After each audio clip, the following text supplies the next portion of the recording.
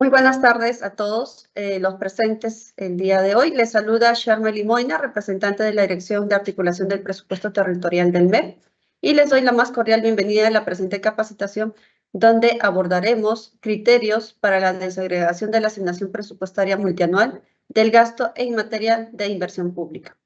La presente capacitación tiene como finalidad brindar los lineamientos establecidos que se deben considerar por parte de los pliegos del Gobierno Nacional, Gobierno Regional y Gobierno Local a fin de realizar una adecuada desagregación del gasto destinado a gasto de capital en el marco de la programación multianual presupuestaria 2025-2027. Antes de iniciar con esta capacitación, debo mencionar que para recibir el material del presente tema deben de registrar su asistencia en el link que hemos colocado en el chat del evento. Ahora sí, doy la bienvenida a nuestra expositora, Irene Quispe Zavala, especialista en programación y seguimiento de inversiones de la Dirección de Programación y Seguimiento Presupuestal del MEP. Adelante, Irene, bienvenida. ¿Qué tal? Buenas tardes con todos. Les saluda Irene Quispe de la Dirección de Programación y Seguimiento Presupuestal de la Dirección General de Presupuesto Público. En esta oportunidad, y considerando que nos encontramos en la fase del presupuesto de la formulación, voy a exponer los criterios para la desagregación de la asignación presupuestaria multianual del gasto en materia de inversión pública. Siguiente, por favor. Para fines de esta exposición, vamos a tratar tres puntos importantes. En principio, el marco normativo y conceptual. Luego vamos a pasar a detallar la asignación presupuestaria multianual con un enfoque en gasto de capital. Y por último, la formulación presupuestaria. Siguiente, por favor. En el primer punto, marco normativo y conceptual, vamos a tratar tres temas: el marco normativo, las fases del proceso presupuestario y, por último, el cronograma de las fases del proceso presupuestario. Siguiente lámina. Como marco normativo tenemos a la Directiva 002-2024 EF 5001, Directiva de Programación Multianual Presupuestaria y Formulación Presupuestaria. Después tenemos también el Decreto Legislativo 1440, la Ley General 28411, Ley General del Sistema Nacional de Presupuesto, y por último el Decreto Legislativo 1436, Decreto Legislativo Marco de la Administración Financiera del Sector Público. Siguiente, por favor. En este punto de las fases del proceso presupuestario, de acuerdo al Decreto Legislativo 1440, el proceso presupuestario tiene 5 fases, como lo podemos ver. Empezamos con la programación multianual presupuestaria, la cual aborda la estimación de la asignación presupuestaria multianual, ¿no? En este caso, la del año 2025, 2026 y 2027.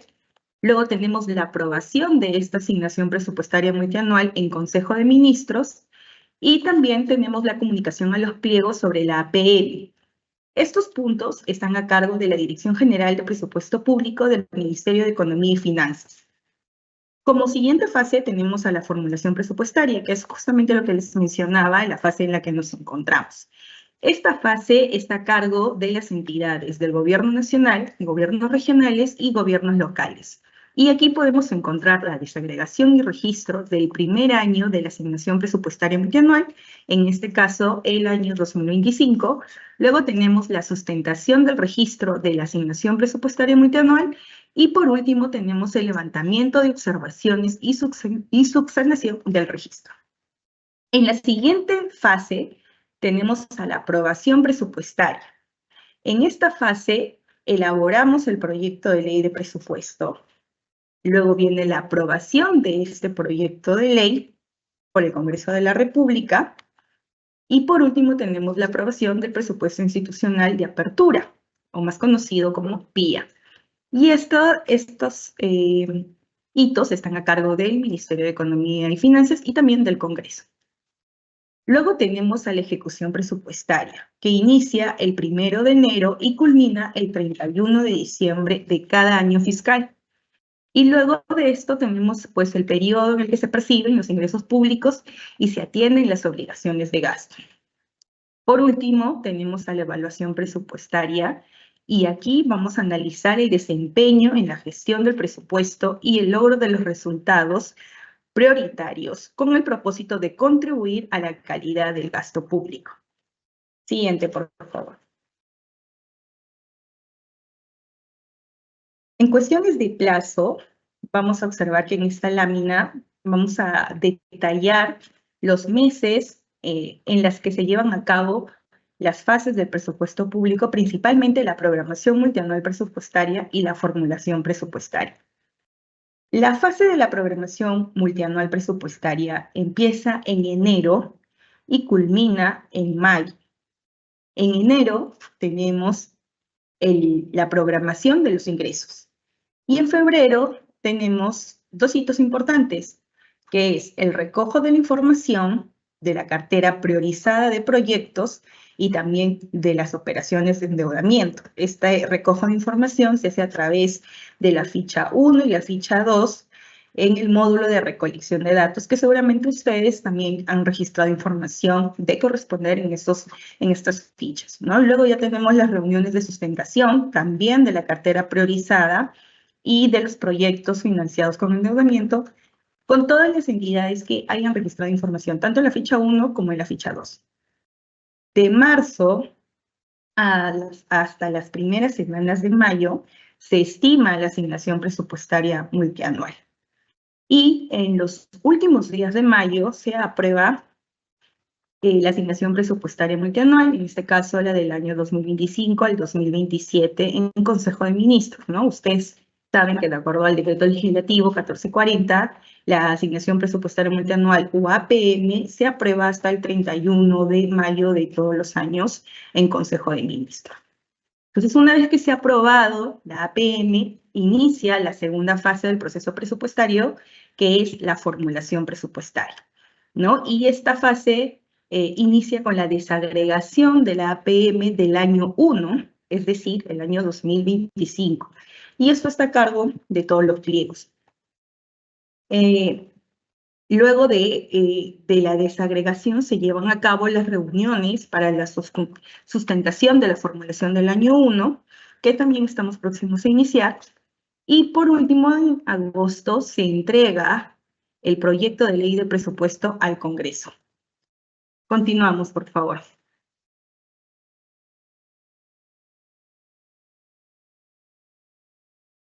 Como parte del segundo tema, la asignación presupuestaria multianual, o APM por sus siglas, vamos a hablar tanto de los proyectos, productos, los tipos de cartera de proyectos, el cálculo de la APM y por último la programación en proyectos e inversiones. Siguiente, por favor. Proyectos y productos, ¿no? Que es básicamente por lo que está conformado el gasto de capital. Entonces, para la asignación presupuestaria multianual de gasto de capital, vamos a utilizar dos grandes conceptos, ¿no? Las proyecciones de los ingresos y también la estimación de las proyecciones de gasto de capital. Entonces, cuando vamos a hablar del gasto de capital, tenemos que entender que esto se clasifica en proyectos y productos. En proyectos vamos a tener a las inversiones bajo el ámbito del Sistema Nacional de Programación Multianual y la gestión de proyectos, ¿no? Acá tenemos a los proyectos y también las inversiones de optimización, de ampliación marginal, de reposición y de rehabilitación. Pero también tenemos a los proyectos que no se encuentran bajo el sistema del Sistema Nacional de Programación Multianual de Gastos. Entonces, tales como el proyecto PROCOMPITE, que están en el marco de la ley 29337, también vamos a tener a las IRIS, que son las intervenciones de reconstrucción mediante inversiones, entre otros, y también se encuentran los estudios de preinversión. En los productos vamos a tener gasto de capital que no corresponde a proyectos y transferencias, los cuales pueden pertenecer a las genéricas de gasto 2.4, 2.5, 2.6 y 2.7, ¿no? Y aquí, por ejemplo, tenemos módulos escolares, también algunos fondos, como el Fondo Habitacional del Ministerio de Vivienda, también la estrategia de cloración, que también está a cargo del Ministerio de Vivienda, entre otros. Siguiente, por favor.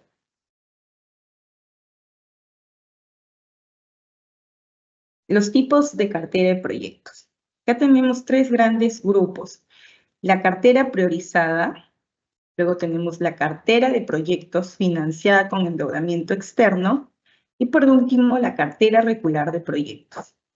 En la cartera priorizada principalmente tenemos a todos los proyectos que conforman el Plan Nacional de Infraestructura para la Competitividad y el Plan Nacional de Infraestructura para la competitividad. Y adicionalmente tenemos a las modalidades especiales de ejecución, como por ejemplo las asociaciones públicos-privadas, las obras por impuestos, los contratos de Estado a Estado, más conocidos como G2G, los proyectos especiales de inversión pública y los proyectos en activos. Entonces, para el caso de la asignación presupuestaria multianual, se ha considerado a todos los proyectos que han pasado por una evaluación de capacidad presupuestaria. En el caso de la cartera de proyectos financiada con endeudamiento externo, esta contiene a todas las inversiones asociadas a convenios de endeudamiento externo. Y por último tenemos a la cartera regular, ¿no? La cual contiene a todos los proyectos que no se encuentran en estas modalidades especiales, como las APPs o G2Gs, y generalmente son obras públicas, contrataciones directas o indirectas por obra pública. Siguiente, por favor.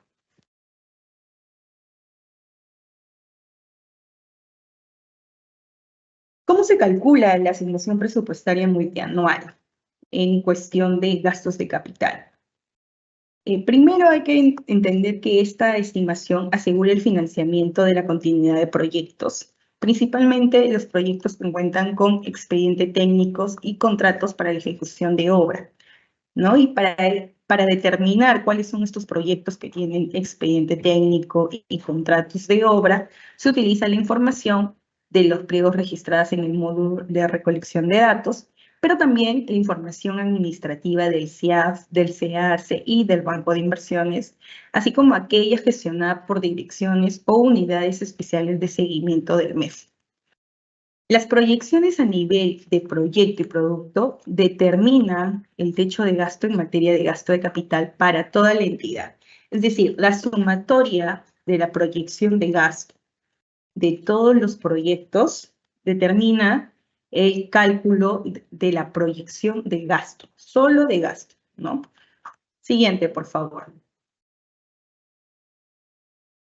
Sin embargo, para calcular la APM no basta con conocer el gasto o la necesidad que tienen los pliegos, sino también tenemos que conocer los ingresos. Entonces, aquí vamos a hacer hincapié en que los ingresos provienen de la recaudación de los impuestos, también del canon, sobrecanon, regalías mineras, fondo de compensación regional, así como la deuda externa e interna, ¿no?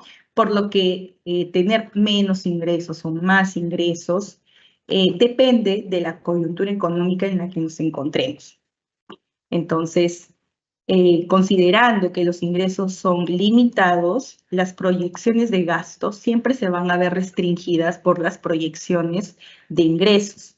Es así como se determina la asignación presupuestaria multianual, ¿no? Entonces, como ven en el gráfico, tenemos, por ejemplo, una cartera que puede estar conformada por N proyectos. En el 2025 tenemos la proyección de gasto de cada proyecto. La sumatoria de esto, como lo había dicho en la lámina anterior, determina la proyección de gasto de capital para el 2025. Sin embargo, este no es el monto final que se les comunica como parte de la asignación presupuestaria multianual, ¿no? Porque hay que ver qué tantos ingresos tenemos para financiar toda esta proyección de gasto. Entonces, usualmente lo que pasa es que los ingresos son menores que los gastos y es por eso que podemos ver pues que la proyección de gastos viene siendo recortada por la proyección de ingresos y es hasta ese punto donde se podría financiar los gastos de las entidades públicas. Y finalmente ese es el monto que se les informa a las entidades públicas como parte de la asignación presupuestaria multianual, en este caso, en el ejemplo del año 2025. Siguiente, por favor.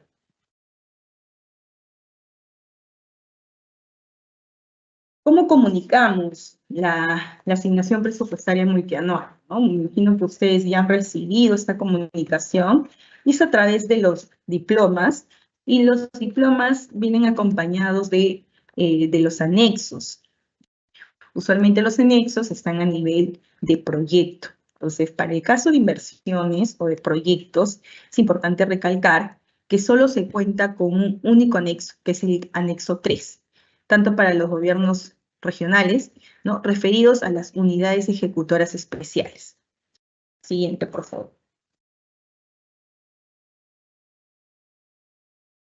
En esta lámina presentamos los puntos más importantes en cuestión de inversiones de la Directiva de Programación Multianual Presupuestaria y Formulación Presupuestaria que deberían de considerar para la formulación presupuestaria o la desagregación del año 2025 en la que nos encontramos, ¿no? En cuestión de inversiones, principalmente esto está recogido en el numeral 12.1.7 del artículo 12, criterios específicos para estimar el gasto público.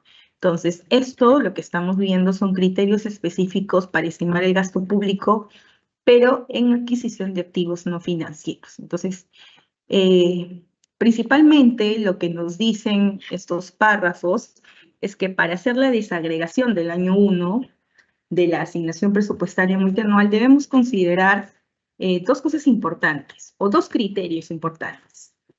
El criterio de continuidad y también el criterio de ejecutabilidad. Entonces, toda inversión que queramos nosotros que sea esta parte de la desagregación o de la formulación que estamos haciendo, siempre en cuando sea parte del Sistema Nacional de Programación Multianual y Gestión de Inversiones, deben encontrarse en la cartera de inversiones de PMI del año 2025-2027. Si los proyectos no se encuentran bajo este sistema, también deben de encontrarse dentro del criterio de continuidad. Entonces, aquí ustedes se podrán preguntar, ¿no? Pero ¿cómo sé que mis inversiones o mis proyectos cumplen con el criterio de continuidad? Entonces, aquí vamos a considerar algunos criterios, como por ejemplo, que esta inversión cuenta con expediente técnico o documento equivalente aprobado. Ha registrado compromiso devengado 2 años antes o cuenta con PIN en el presente año. Y por último, ¿no?, que cuenta con un contrato suscrito y vigente para la ejecución de la obra, registrado en el SEAS. Entonces, si mi proyecto, mi inversión cumple con alguno de estos puntos o cumple con más de uno de estos puntos, entonces ya esta inversión o este proyecto cumple con el criterio de continuidad, ¿no? Y luego también tenemos que verificar que cumpla con el criterio de ejecutabilidad, ¿no? Y para ello vamos a considerar plazos contractuales, cronogramas de ejecución actualizados, valorizaciones, previsiones presupuestarias, procedimientos y plazos administrativos, ¿no? De esta manera nos vamos a asegurar pues, que las entidades programen proyectos acorde a su tamaño y plazo de ejecución, considerando el tiempo para la elaboración de los estudios técnicos, de la gestión propia del proyecto, también plazos administrativos, plazos de los procesos de selección, entre otras cosas, ¿no?, que parte de cada modalidad de ejecución. Entonces, estos criterios son importantes que los considere el pliego, ¿no? Porque no podríamos, por ejemplo, programar presupuesto en una inversión totalmente nueva, que solamente cuente con la viabilidad y dejar de lado a las inversiones que están en ejecución de obra. Entonces, no tiene mucha concordancia esta programación. Entonces, es importante que ustedes prioricen dentro de su programación toda inversión que cumple con el criterio de continuidad y a la vez también con el criterio de ejecutabilidad. Siguiente, por favor.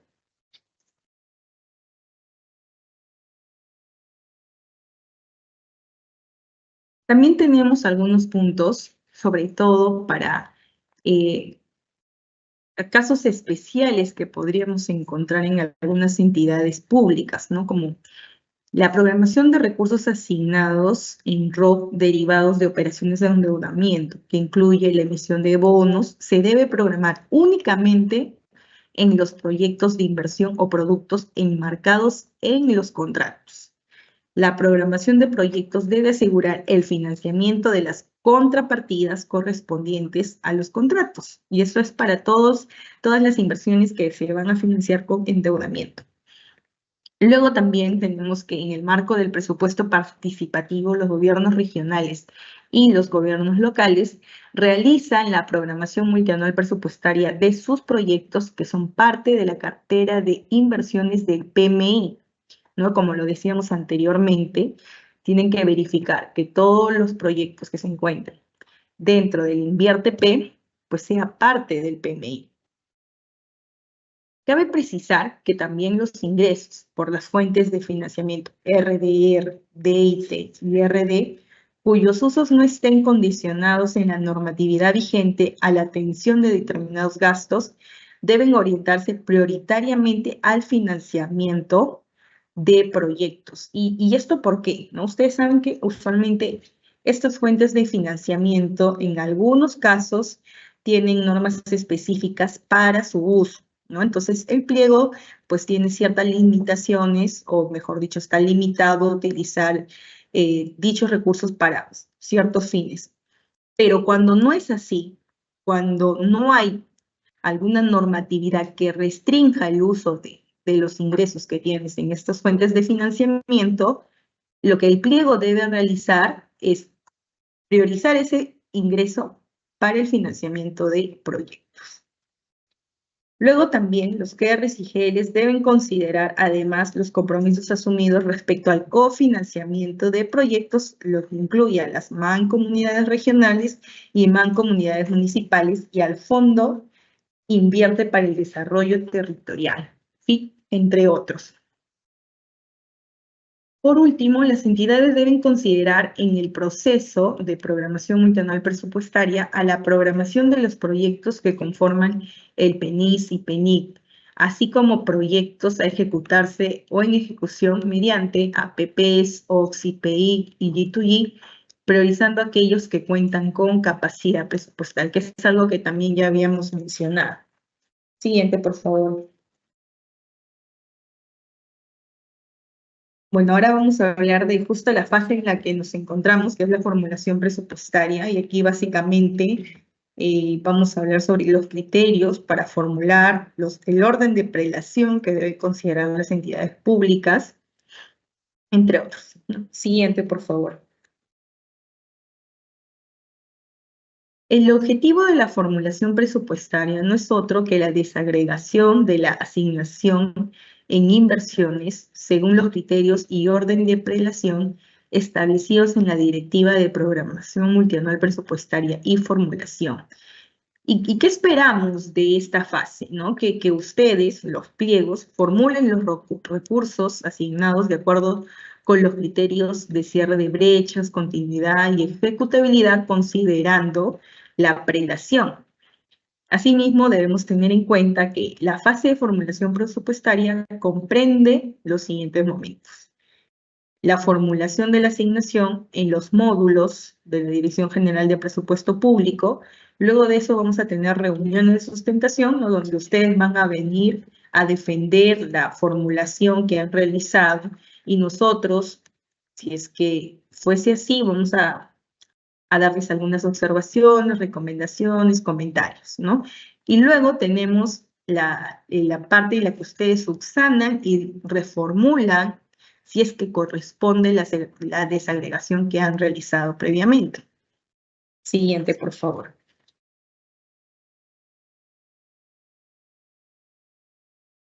Entonces, para fines de la desagregación de los recursos, todo gasto formular debe cumplir con los siguientes criterios: la pertinencia y cierre de brechas, ¿no? Los proyectos elegibles deben reflejar una asignación de recursos óptimas para el cierre de brechas y o calidad en el más breve plazo. Los proyectos en el marco del Invierte-P pues deben contribuir al cierre de brechas prioritarias sobre la base de la cartera de inversiones del PMI de los años 25, 26 y 27. Y por último, los proyectos fuera del marco del Invierte-P deben cumplir con el criterio de continuidad. Y por ejemplo, aquí están las IRI. Luego tenemos la continuidad, ¿no? Y como ya les mencionaba, deben de priorizar toda inversión o proyecto que tenga expediente técnico aprobado, que tenga compromiso de vengado 2 años antes o que cuente con PIN en el presente año y también que cuenten con contratos suscritos y vigentes para la asignación de la obra registrada en el SEAS. Entonces, son tres criterios que deben considerar. Si cuenta con uno, con más de uno, este proyecto ya es parte del criterio de continuidad para la formulación presupuestaria. Por último, tenemos a la ejecutabilidad, ¿no? Y aquí tenemos que hacer hincapié que hay que programar un monto que esté de acuerdo a los cronogramas actualizados de la ejecución de la inversión, ¿no? Y también que esto sea consistente con la capacidad operativa de la entidad, considerando la envergadura, la modalidad de ejecución de los proyectos, etc., ¿no? ¿Qué pasa con este criterio? Por ejemplo, ¿no?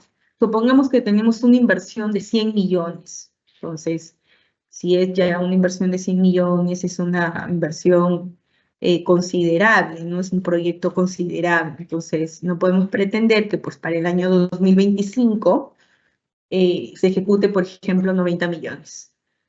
No guarda lógica, porque al ser un proyecto grande, usualmente tiene un plazo de ejecución de 3, 4, 5 años, más el tiempo que demora la gestión del proyecto, la liberación de predios, etc. O sea, todo esto tiene que considerar el tiempo.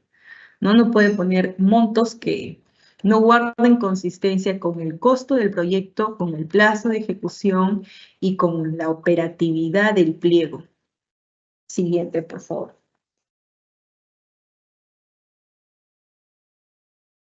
Y aquí, de repente, esto les ayuda a mejor entender los criterios de continuidad y de ejecutabilidad, ¿no? Por ejemplo, tenemos que priorizar sí o sí todos los proyectos en proceso de liquidación, que tenga un pago que realizarse, ¿no? Un pago programado.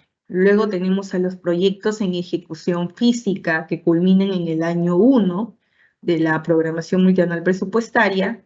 Luego tenemos a los proyectos en ejecución física que culminen en los años 2 y 3. Luego tenemos a los proyectos en ejecución física cuya culminación exceda el periodo de la PMP. Y luego tenemos a los proyectos en ejecución física con expediente técnico o documento equivalente aprobado.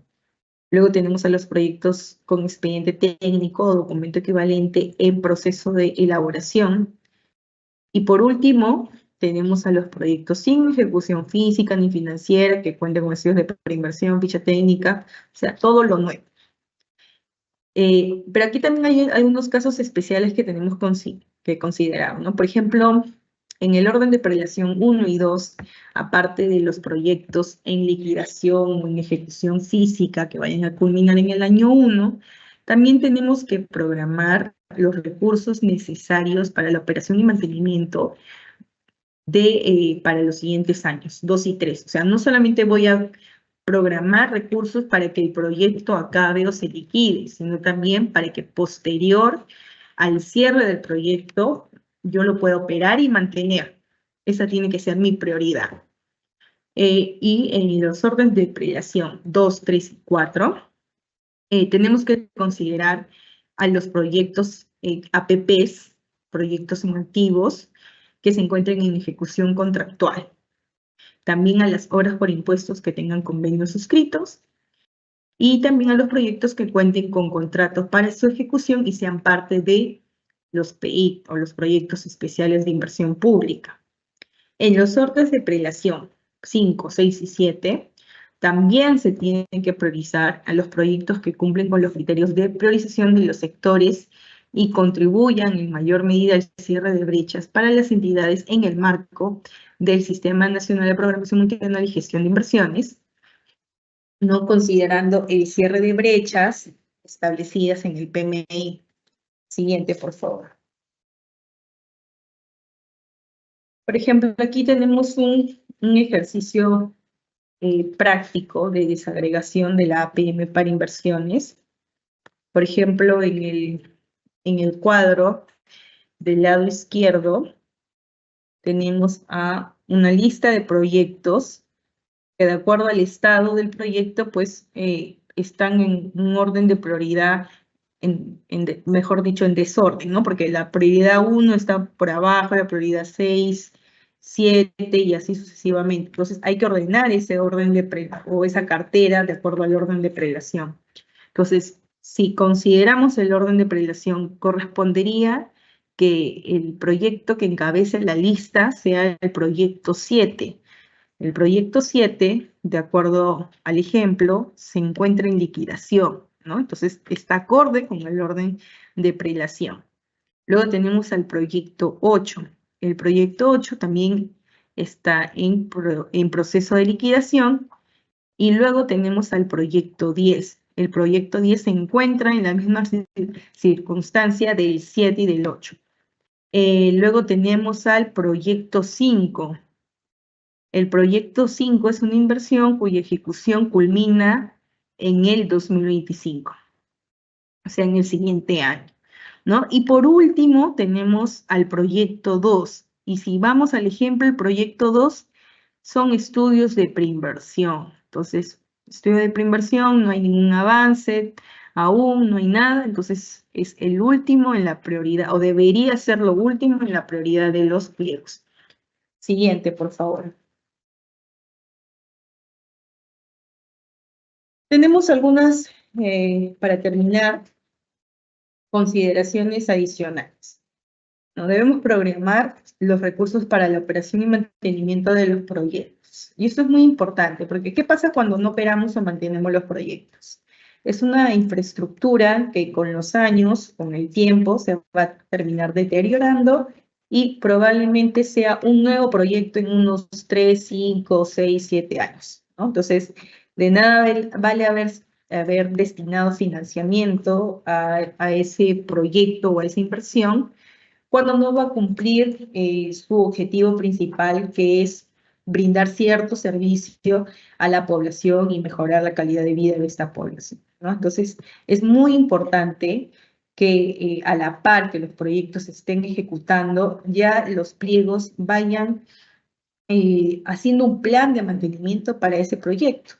De tal manera que ni bien acabe el proyecto, el pliego ya pueda mantenerlo y operarlo y brindar el servicio por el cual ha sido ejecutado ese proyecto. Para el caso de los gobiernos regionales, deben considerar la asignación de recursos asignada en el anexo 3 para las unidades ejecutoras especiales, ¿no? Acá tenemos varias unidades ejecutoras especiales como MAGES, Olmos, ¿no? Y otras más. Por último, tenemos que, respecto a las reuniones de sustentación, los pliegos del Gobierno Nacional y Gobierno Regional deben exponer su propuesta de formulación presupuestaria, la cual debe ser consistente con la información registrada en el módulo de programación multianual y el resumen ejecutivo, ¿no? Entonces, tengan mucho cuidado con eso porque lo que vamos a evaluar nosotros como DGPP es la información que esté en el módulo de programación multianual. Entonces, esa debería ser la misma información que el pliego venga a sustentar y a defender. Gracias. Muchísimas gracias, Irene, por tu presentación. Ahora vamos a dar inicio con las preguntas que nuestros participantes nos han hecho llegar mediante el formulario de inscripción. Primera consulta. ¿Cuál es el criterio principal para la selección de proyectos elegibles en el marco del Sistema Nacional de Programación Multianual y Gestión de Inversiones? Adelante, Irene. Gracias, Charmerly, por la pregunta. Hay varios criterios, ¿no?, que deben considerar los pliegos, pero consideramos que el criterio principal para la selección de los proyectos debería ser el criterio de continuidad.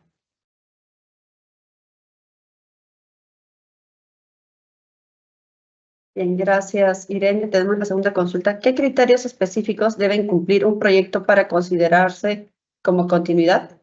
Adelante. Sí, lo he mencionado varias veces en la exposición y son tres criterios específicos. El primero, que debe estar en la etapa de ejecución, es decir, debe estar viable, aprobado o activo, debe tener ET aprobado o documento equivalente aprobado, debe tener PIN, devengado, algún tipo de devengado en los 2 años previos, en este caso al 2024, o PIN en el presente año. También o debe contar con contrato suscrito para la ejecución de obra.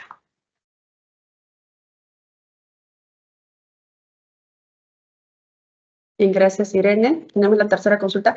¿Qué proyecto se debe priorizar de acuerdo con el orden de prelación? Adelante.